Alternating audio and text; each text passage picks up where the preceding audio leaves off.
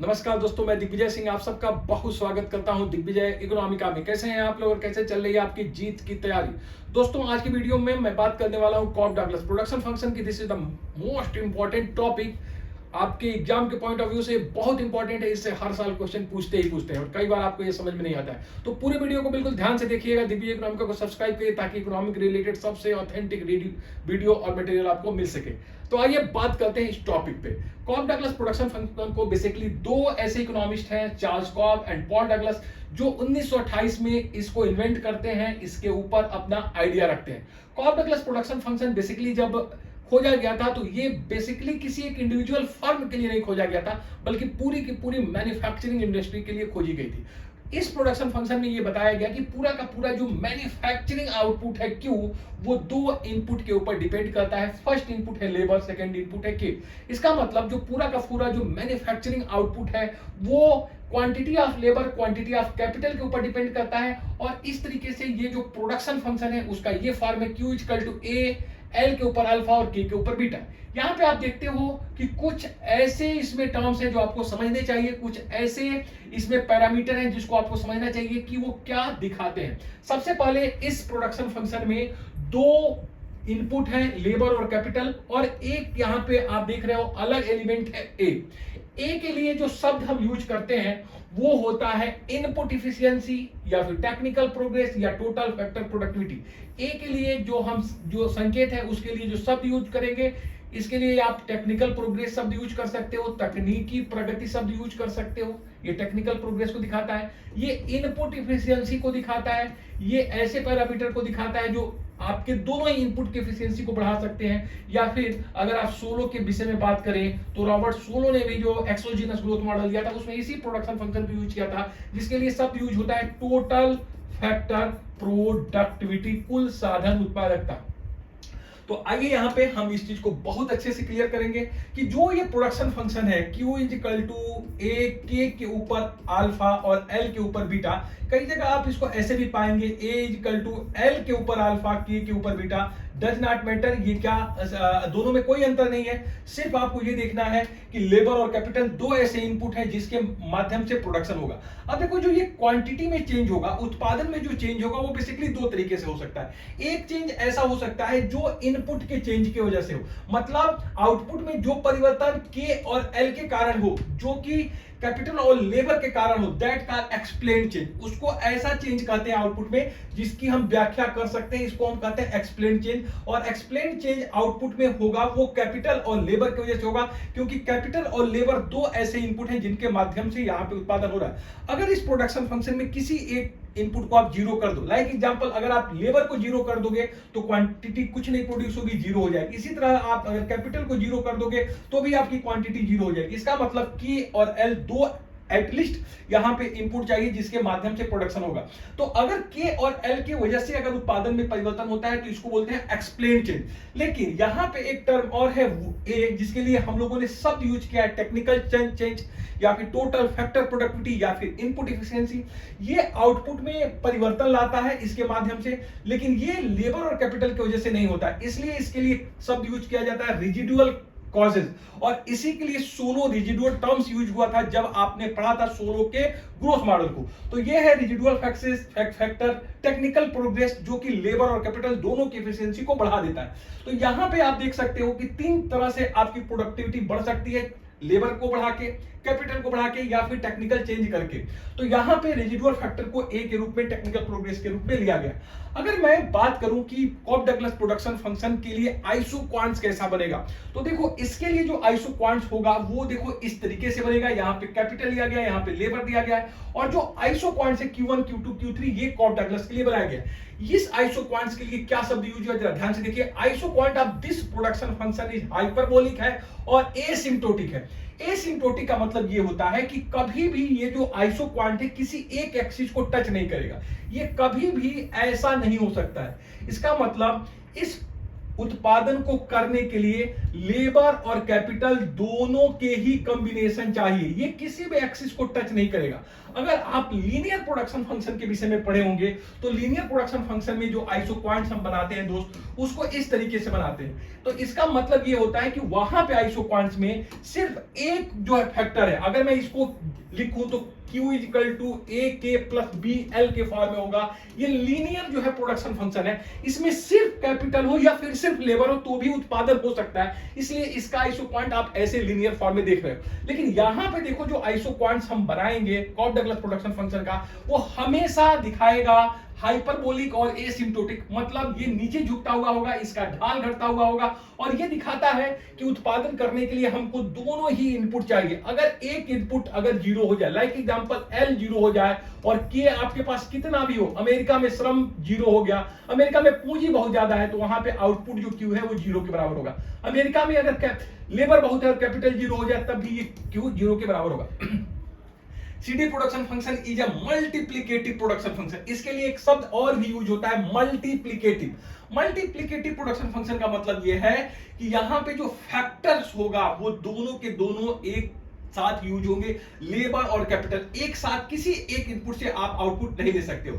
If amount of one factor is a zero, then output also will be zero। इसका मतलब labour और capital दोनों लगेंगे तो प्रोडक्शन होगा। तो this is the one of the most important characteristics कि कॉफ डगलस प्रोडक्शन फंक्शन में जो आप आइसोक्वांट खींचोगे ये हाइपरबोलिक होगी और एसिम्प्टोटिक होगी और ये डाउनवर्ड स्लोपिंग होगी। तो एक सवाल यहां से आपका बन सकता है। अब आइए हम बेसिक इसके कैरेक्टरिस्टिक्स पे चर्चा करते हैं कि क्या है और इसके जो डिफरेंट जो सिंबल्स हैं पैरामीटर से वो क्या दिखाते हैं। यहां पे अब आपको समझना है कि अल्फा और ये जो बीटा है वो क्या दिखाते हैं। आप क्यू को समझ गए क्या है, आउटपुट है, कैपिटल को समझ गए क्या है कि क्वांटिटी कितनी कैपिटल की लगाई जा रही है, लेबर को समझ गए और एक को भी समझ चुके हो कि टोटल फैक्टर प्रोडक्टिविटी है, ये इनपुट एफिशिएंसी है, टेक्निकल प्रोग्रेस है। अब बात करिए आपका कि अल्फा और बीटा इस प्रोडक्शन फंक्शन में क्या चीज दिखाते हैं। अल्फा और बीटा बेसिकली तीन चीजों को दिखाते हैं कॉफ डगलस प्रोडक्शन फंक्शन में। अगर मैं कहता हूं कि के के पावर अल्फा है तो दिखाता है के ऊपर पावर अल्फा की जो पूंजी है उसका रिलेटिव शेयर क्या है उत्पादन में।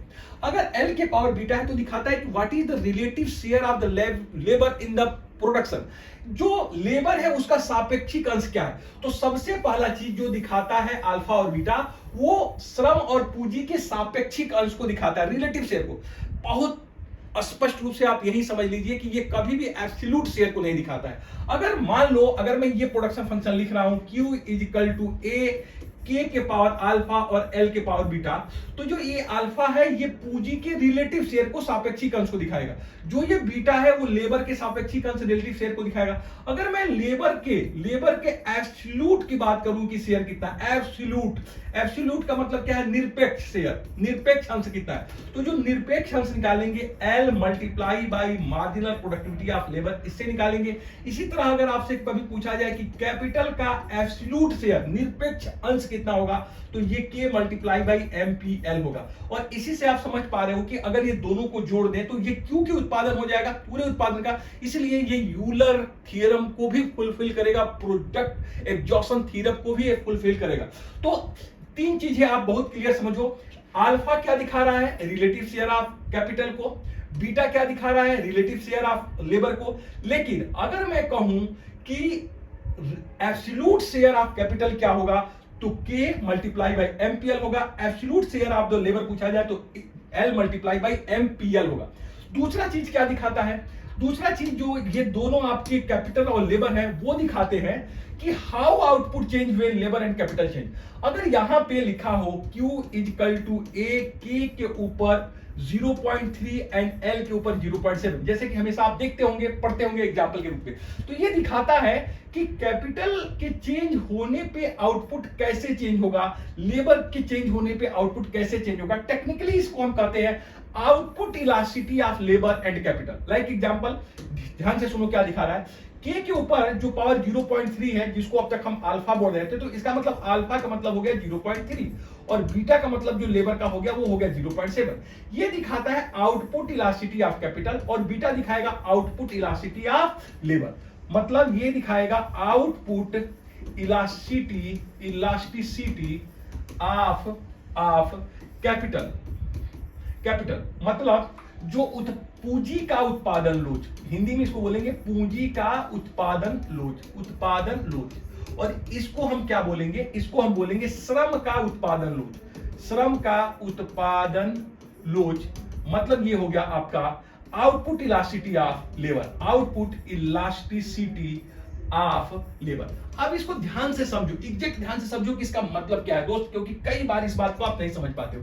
अगर लिखा हुआ है एक के ऊपर पावर 0.3, एल के ऊपर 0.7, इसका मतलब यह है दोस्त कि अगर हम पूंजी में, कैपिटल में 1% की वृद्धि करें तो इससे उत्पादन में 0.3 की वृद्धि होगी। वेरी गुड, वृद्धि होगी, ये इसका मतलब हुआ। और यहां पे आउटपुट इलास्टिसिटी ऑफ लेबर का मतलब हुआ कि अगर हम लेबर में 1% की वृद्धि कर दें तो ये उत्पादन में 0.7 की वृद्धि लाएगी। कभी कंफ्यूज मत ये होइए, ये रिलेटिव शेयर दिखाता है कि उत्पादन में लेबर का और कैपिटल का कंट्रीब्यूशन क्या है, रिलेटिव शेयर। अगर आप 0.3 और 0.7 को जोड़ दोगे तो 1 के बराबर हो जाएगा। तो जो सापेक्षिक अंश तो दिखाता है, बट ये आउटपुट इलास्टिसिटी को भी दिखाता है। इसका मतलब अगर के में 1% की वृद्धि करें तो ये उत्पादन में 0.3 की वृद्धि लाएगा, और अगर लेबर में 1% की वृद्धि करें तो ये उत्पादन में 0.7 की वृद्धि लाएगा। इसका मतलब अगर हम कैपिटल को 100 करोड़ बढ़ा दें तो इस उत्पादन फलन में बताता है कि 100 करोड़ अगर तुम कैपिटल बनाओगे तो इस 100 करोड़ से उत्पादन में 30 करोड़ की वृद्धि होगी, और लेबर में अगर 100 करोड़ की वृद्धि लाओगे तो इससे 70 करोड़ की वृद्धि होगी। तो सिंपल 1% चेंज करें कैपिटल में और लेबर को कांस्टेंट रख दें तो क्या इंपैक्ट पड़ेगा आउटपुट के ऊपर, ये दिखाता है आउटपुट इलास्टिसिटी ऑफ कैपिटल। अगर कैपिटल को कांस्टेंट करके लेबर को हम बढ़ा दें 1% तो क्या चेंज लाएगा आउटपुट में, ये दिखाता है आपका output elasticity of capital and labour. तो जहां तक मैं महसूस करता हूं आपको ये कॉन्सेप्ट अब क्लियर हो गया। अब आइए बात करते हैं रिटर्न्स टू स्केल। देखो जब शुरू में कॉस्ट डगलस प्रोडक्शन फंक्शन यूज हुआ तो ये था Q equal to A, K के ऊपर अल्फा और L के ऊपर बीटा, और शुरू में ये माना गया कि अल्फा और प्लस बीटा हमेशा 1 के बराबर होगा। इसलिए अधिकांश किताबों में आप जब पढ़ते होगे तो इसको इस फॉर्म में पढ़ते होगे, Q equal to A, K के ऊपर अल्फा और L के ऊपर 1 माइनस अल्फा। इसका मतलब अगर अल्फा प्लस बीटा को जोड़ दे तो alpha plus 1 minus alpha equal to 1 के बराबर हो जाए। ये जो प्रोडक्शन फंक्शन शुरू वाला था, जिसका रूप ऐसे आपको किताबों में देखने को मिलता है, ये दिखाता है कि ये जो प्रोडक्शन फंक्शन है ये लीनियर होमोजीनियस प्रोडक्शन फंक्शन है, लीनियर होमोजीनियस प्रोडक्शन फंक्शन है जो हमेशा ही कांस्टेंट रिटर्न्स टू स्केल देगा, CRS देगा। क्यों? देखो जो होमोजीनियस प्रोडक्शन फंक्शन है, इसके पहले मैंने एक वीडियो डाला है, उसको देख लेना कि कब हम देखते हैं कि कोई भी प्रोडक्शन फंक्शन होमोजीनियस है और कब हम देखते हैं कि कोई प्रोडक्शन फंक्शन होमोजीनियस नहीं है।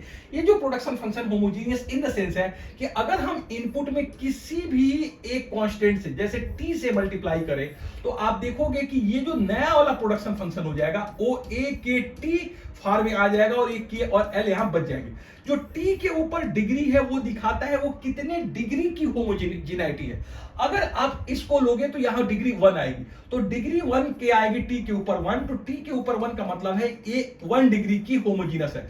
जितने भी 1 डिग्री के होमोजीनस प्रोडक्शन फंक्शन है उन्हीं के लिए हम शब्द कहते हैं कि ये लीनियर होमोजीनियस प्रोडक्शन फंक्शन है। इसका मतलब जो होमोजेनिटी की डिग्री अगर आपको 1 मिलती है then it will be homogeneous of degree 1, this is a linear homogeneous production function. अगर हम इस उत्पादन फलन में एक कांस्टेंट से गुणा करें, लाइक एग्जांपल t से, लेमडा से, m से, तो हमारे ऊपर जो लेमडा के ऊपर डिग्री या t के ऊपर डिग्री या m के ऊपर डिग्री है वो 1 के बराबर है। इसका मतलब ये होमोजीनियस तो है बट वो 1 डिग्री की होमोजीनियस है। इसका मतलब ये लीनियर होमोजीनियस प्रोडक्शन फंक्शन है। लीनियर होमोजीनियस अगर प्रोडक्शन फंक्शन है तो ये हमेशा ही कांस्टेंट रिटर्न टू स्केल देगा। लेकिन बाद में जो जो इसके ऊपर काम होता गया, पता ये लगा कि एक्चुअली में जो ये प्रोडक्शन फंक्शन है ये सिर्फ कांस्टेंट रिटर्न टू स्केल नहीं देता है, ये IRS और DRS भी देता है, ये इंक्रीजिंग रिटर्न टू स्केल भी देता है और ये डिक्रीजिंग रिटर्न टू स्केल भी देता है। तो ये कैसे पता लगाए कि रिटर्न टू स्केल कौन देगा, इसके लिए हमको अल्फा और जो बीटा है उसके ऊपर ध्यान देना पड़ेगा। अगर ये प्रोडक्शन फंक्शन इस रूप में है और अल्फा प्लस बीटा 1 है तो ये constant return to scale CRS देगा। अगर ये alpha plus beta greater than 1 है तो ये इंक्रीजिंग रिटर्न टू स्केल देगा। अगर ये alpha plus beta less than 1 है तो ये डिक्रीजिंग रिटर्न टू स्केल देगा। इसको अगर एग्जांपल से हम देखें, अगर आपका production function Q equal to K के ऊपर ए के ऊपर 0.3 एल के ऊपर 0.7 ऐसा लिखा है, तो आप इन दोनों को जोड़ो 0.3 प्लस 0.7 इक्वल टू 1। इसका मतलब ये अल्फा प्लस बीटा 1 के बराबर है और ये कांस्टेंट रिटर्न टू स्केल देगा। लेकिन अगर Q is equal to A K power 0.8 दिया है और एल के पॉइंट 0.4 दिया है, तो अब अगर अल्फा प्लस हम बीटा जोड़ दे तो ये क्या होगा 0.8 प्लस 0.4 देन 1.2। इसका मतलब ये IRS देगा। कभी अगर production function Q equal to A K power 0.3 और एल के पावर 0.6 है, जब ये दोनों जोड़ोगे अल्फा प्लस बीटा तो ये होगा 0.9। इसका मतलब ये DRS देगा। इसका मतलब जो अल्फा और बीटा जो डिग्री है वो दिखाता है कि एक्चुअली कौन सा आपको रिटर्न्स टू स्केल मिलेगा। क्या वो इंक्रीजिंग रिटर्न्स टू स्केल मिलेगा, क्या वो डिक्रीजिंग रिटर्न्स के ऊपर मिलेगा, या फिर जो है वो CRS देगा, constant return to scale. Then alpha plus beta को दोनों को ऐड आपको करना पड़ेगा। तो एक चीज आप बिल्कुल यहां क्लियर समझिए कि चूंकि ये प्रोडक्शन फंक्शन यहां पे कैपिटल और लेबर दोनों की बढ़ा के उत्पादन को बढ़ाने की हम बात करते हैं, इसलिए ये जो है एक लॉन्ग रन प्रोडक्शन फंक्शन है। लॉन्ग रन प्रोडक्शन फंक्शन, ये भी सवाल नेट में पूछा गया है। ये शॉर्ट रन प्रोडक्शन फंक्शन नहीं, लॉन्ग रन प्रोडक्शन फंक्शन है। तो यहां पे जो स्केल है, रिटर्न्स टू स्केल, वो डिसाइड होता है अल्फा और बीटा के जोड़ के ऊपर। अल्फा और बीटा का जोड़ कितना है ये डिसाइड करेगा। अब एक चीज आप ये समझो, इलास्टिसिटी ऑफ सब्स्टिट्यूशन क्या होगा कॉफ डगलस प्रोडक्शन फंक्शन में। तो आप हेडिंग डाल लीजिए इलास्टिसिटी ऑफ सब्स्टिट्यूशन, और सबसे पहले इलास्टिसिटी ऑफ सब्स्टिट्यूशन का मतलब समझ लीजिए। सब्स्टिट्यूशन का मतलब समझिए, प्रतिस्थापन की लोच क्या होती है। What is elasticity of substitution. इसके लिए बिल्कुल डरना नहीं है, बहुत ही आसान है। प्रतिस्थापन की लोच, और ये सवाल कई बार आपसे पूछा जाता है। प्रतिस्थापन की लोच, प्रतिस्थापन की लोच का मतलब ये हुआ दोस्त कि देखो आपके जो उत्पादन फलन है ये है Q इक्वल टू ए के ऊपर अल्फा और एल के ऊपर बीटा। अब इस उत्पादन फलन में हम ये देखना चाहते हैं कि मान लो अमेरिका है, अमेरिका में क्या है, पूंजी बहुत ज्यादा है और श्रम उसके वहां कम है। तो वो ये चाहेगा कि चूंकि हमारे वहां श्रम महंगा है और पूंजी सस्ता है, तो हम ज्यादा पूंजी लगाएं और श्रम को कम करें और फिर हम उत्पादन कर लें। अमेरिका तो ये चाहेगा, बट इंडिया क्या चाहेगा कि हम उत्पादन में क्या करें, लेबर को बहुत ज्यादा लगा दें और कैपिटल को हम कम लगा दें और फिर हम उत्पादन कर लें और इसी के बराबर उत्पादन है। इसका मतलब हमेशा जो प्रोडक्शन फंक्शन है उसमें ये देखा जाता है कि कैपिटल और लेबर एक दूसरे की जगह पे सब्स्टिट्यूट हो रहे हैं कि नहीं। कई बार आप देखोगे कि कैपिटल और लेबर बिल्कुल सब्स्टिट्यूट नहीं होंगे। जैसे आप लियोन्टिफ प्रोडक्शन फंक्शन को जब आप पढ़ोगे तो के और एल के बीच कोई सब्स्टिट्यूशन नहीं होगा, वहां इलास्टिसिटी ऑफ सब्स्टिट्यूशन जीरो हो जाएगी। वो क्या होंगे, वो एक फिक्स रेशियो में यूज होंगे कैपिटल और लेबर। जब आप लीनियर प्रोडक्शन फंक्शन को पढ़ते हो तो वहां पे के और एल इनफाइनाइट सब्स्टिट्यूट हो सकते हैं, लेकिन जब हम कॉफ डगलस प्रोडक्शन फंक्शन को पढ़ते हैं तो यहां इलास्टिसिटी ऑफ सब्स्टिट्यूशन, जिसको हम सिग्मा से डिनोट करते हैं, ये 1 के बराबर होता है। इसका मतलब आप समझिए, what is elasticity of substitution. Elasticity of substitution sigma को अगर मैं परिभाषित करूं तो ये इसका मतलब है परसेंटेज चेंज इन के by L by percentage change in MRTSL के। इसका मतलब क्या हुआ कि डेल्टा के बाई एल बाई के by L by MRTS by MRTS। ये सिंपल, इसका मतलब टेक्निकल में मत जाओ, मैं 1 मिनट में आपको बता दूं कि अगर ये मान लो आइसो क्वांट्स है, आइसो क्वांट में मैं इस पॉइंट पे हूं और इस पॉइंट से मैं अगर इस पॉइंट पे जाना चाहता हूं, इसका मतलब अगर आइसो क्वांट का स्लोप चेंज हो रहा है, मैं यहां से यहां पे आ रहा हूं, तो जो कैपिटल और लेबर, यहां पे कैपिटल है यहां लेबर, वो किस तरीके से चेंज होगा। मतलब MRTSL के इसको चेंज करें, अगर MPL बाई MPK को हम चेंज करते हैं तो जो श्रम पूंजी श्रम अनुपात है वो कैसे बदलता है। तो सिंपली ये दिखाता है, एक शब्द में समझ लो, इलास्टिसिटी ऑफ सब्स्टिट्यूशन ये दिखाता है कि जो पूंजी और श्रम है किसी भी उत्पादन फलन में, वो एक दूसरे से कैसे रिप्लेस हो सकते हैं, कैसे सब्स्टिट्यूट हो सकते हैं। अमेरिका हमेशा चाहेगा कि वो क्या करे, पूंजी से श्रम को सब्स्टिट्यूट करे। इंडिया चाहेगा कि हम श्रम से पूंजी को सब्स्टिट्यूट करें ताकि हम समान उत्पादन प्राप्त कर सकें। कॉफ डगलस प्रोडक्शन फंक्शन में जो इलास्टिसिटी ऑफ सब्स्टिट्यूशन होगा दोस्तों, वो होगा 1 के बराबर। तो यहां पे ध्यान सबसे समझ लीजिए, जो इलास्टिसिटी ऑफ सब्स्टिट्यूशन जो सिग्मा है कॉफ डगलस प्रोडक्शन फंक्शन में 1 के बराबर होती है। अगर हम बात करें लियोन्टिफ प्रोडक्शन फंक्शन या फिक्स्ड प्रोडक्शन फंक्शन में तो जो इलास्टिसिटी ऑफ सब्स्टिट्यूशन होगी वो 0 के बराबर होगी। अगर मैं बात करूं लीनियर प्रोडक्शन फंक्शन में तो ये जो इलास्टिसिटी ऑफ सब्स्टिट्यूशन होगी इनफाइनाइट के बराबर होगी, और कॉफ डगलस प्रोडक्शन में ये 1 के बराबर होगी। एक बहुत इंपॉर्टेंट फैक्ट जो आपको जानना चाहिए।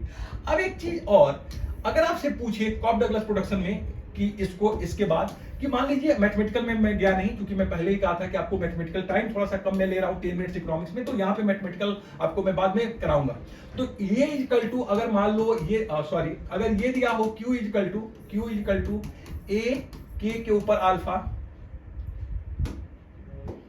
Q equal to A K के ऊपर अल्फा और L के ऊपर बीटा, तो एक अल्फा के लिए शब्द हो गया आउटपुट इलास्टिसिटी ऑफ कैपिटल, ये आप समझ गए हमेशा, और ये रिलेटिव शेयर होगा, और ये है आउटपुट इलास्टिसिटी ऑफ लेबर। एक चीज और आपको मैं बताना चाहूंगा, ये अगर कभी पूछे कॉफ डगलस प्रोडक्शन फंक्शन में जो एपीएल निकालना हो, या फिर एवरेज प्रोडक्टिविटी ऑफ कैपिटल निकालना हो, या फिर मार्जिनल प्रोडक्टिविटी ऑफ लेबर निकालना हो, या फिर मार्जिनल प्रोडक्टिविटी ऑफ कैपिटल, ये कोई भी निकालना हो, एवरेज या मार्जिनल, चाहे वो लेबर का हो या तो कभी भी जो इसका एवरेज प्रोडक्टिविटी है या मार्जिनल प्रोडक्टिविटी है, वो सिर्फ लेबर और पूंजी के रिलेटिव शेयर के ऊपर, मतलब K/L या L/K के ऊपर निर्भर करेगा। ये सवाल कई बार पूछा है, बहुत ध्यान से समझ लीजिए, बहुत आसान है इसको आपको निकालना। कैसे निकालेंगे अभी मैं 1 मिनट में आपको समझा दूंगा। अगर ये सवाल पूछिए कि कॉफ डगलस प्रोडक्शन फंक्शन में जो एपीएल है, एवरेज प्रोडक्टिविटी ऑफ लेबर है, या फिर एवरेज प्रोडक्टिविटी ऑफ कैपिटल है, या मार्जिनल प्रोडक्टिविटी ऑफ लेबर या मार्जिनल प्रोडक्टिविटी ऑफ कैपिटल, क्या लेबर और पूंजी के निरपेक्ष अंश पे एब्सोल्यूट शेयर के ऊपर निर्भर करेगा? उत्तर है नहीं, ये हमेशा ही K/L रेशियो या L/K रेशियो के ऊपर निर्भर करेगा, मतलब दोनों किस रेशियो में प्रयोग हुए उसके ऊपर निर्भर करेगा। जैसे सिंपल, अगर आपसे मान लो कि ये प्रोडक्शन फंक्शन है, ये आपका प्रोडक्शन फंक्शन है, जैसे हमने लिया Q equal to A K के ऊपर अल्फा और L के ऊपर ओवर माइनस अल्फा। अगर वो पूछे कि APL क्या होगा, तो APL बाई क्या होगा भाई? Q/L होगा। तो Q/L कैसे निकालोगे? A K के ऊपर alpha L 1 minus alpha, by आप L ले लोगे। तो इसका मतलब क्या हुआ? अगर आप A K के ऊपर अल्फा L 1 माइनस अल्फा और अल्फा माइनस 1 करोगे, तो ये क्या हो जाएगा? A K/L और अल्फा। क्यों? क्योंकि अल्फा से ये कट जाएगा माइनस, ये तो क्या हुआ? एक्चुअल में जो APL निकला वो किसके ऊपर निर्भर किया? K और L के रेशियो के ऊपर निर्भर किया, ना कि सिर्फ लेबर के निरपेक्ष। यही चीज जब तुम मार्जिनल प्रोडक्टिविटी ऑफ लेबर निकालोगे, तब भी यही K/L या L/K रेशियो के ऊपर निर्भर करेगा। तो हमेशा ही मार्जिनल या एवरेज निकालोगे तो रिलेटिव शेयर क्या है उसके ऊपर ये डिसाइड करेगा।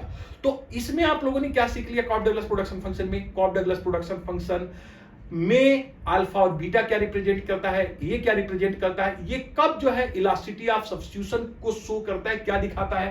साथ ही साथ अगर एक इनपुट को जीरो करो तो उत्पादन जो है जीरो हो जाएगा। इसका आइसोक्वांट्स कैसे बनाओगे, इसका स्लोप कैसे होगा, ये सब चीज आप समझ गए। एक चीज ये कि अगर मैं कॉफ डगलस प्रोडक्शन फंक्शन में सार्ट्रन में बात करूं, तो जो सार्ट्रन में बात करूं और मार्जिनल प्रोडक्टिविटी ऑफ लेबर या मार्जिनल प्रोडक्टिविटी ऑफ कैपिटल निकालूं, तो इसका मतलब है कि अगर Q equal to A K के ऊपर अल्फा और L के ऊपर बीटा है, और मैं अगर K को कांस्टेंट करके L को बढ़ाऊं, तो हमेशा जो मार्जिनल प्रोडक्टिविटी ऑफ लेबर होगा या एवरेज प्रोडक्टिविटी ऑफ लेबर, वो हमेशा ही डिक्लाइन करेगा। मतलब ये उत्पादन के सेकेंड स्टेज को दिखाएगा, जिसमें APL और MPL डिक्लाइन होते हैं, और APL हमेशा MPL से ज्यादा होगा। This is the most important part of the Cobb Douglas product. सिर्फ इसी वीडियो को देख लो, कभी कुछ पढ़ने की जरूरत नहीं है, सारे क्वेश्चन इसी से मिलेंगे। मतलब अगर हम कॉफ डगलस प्रोडक्शन फंक्शन में हम सार्ट्रन की बात करें कि हमने कैपिटल को कांस्टेंट करके सिर्फ लेबर को उड़ाया है, तो लेबर का average product and marginal product always decline, जो दिखाता है कि ये उत्पादन के सेकेंड स्टेज को, डिमिनिशिंग स्केल को दिखाएगा, जिसमें MPL से क्या होगा? बड़ा होगा। इसी तरीके से अगर तुम L को कांस्टेंट रख के K भी बढ़ाओगे तो MPK भी डिक्लाइन होगा। तो दोस्तों ये रहा कॉफ डगलस प्रोडक्शन फंक्शन। ध्यान से इस वीडियो को देखिए, आपके सारे डाउट क्लियर हो जाएंगे। अगर कोई डाउट है, मैथमेटिकल न्यूमेरिकल है, तो हम उसको जल्दी सॉल्व करेंगे। Thank you so much for watching Digvijay economic. God bless you dear friend.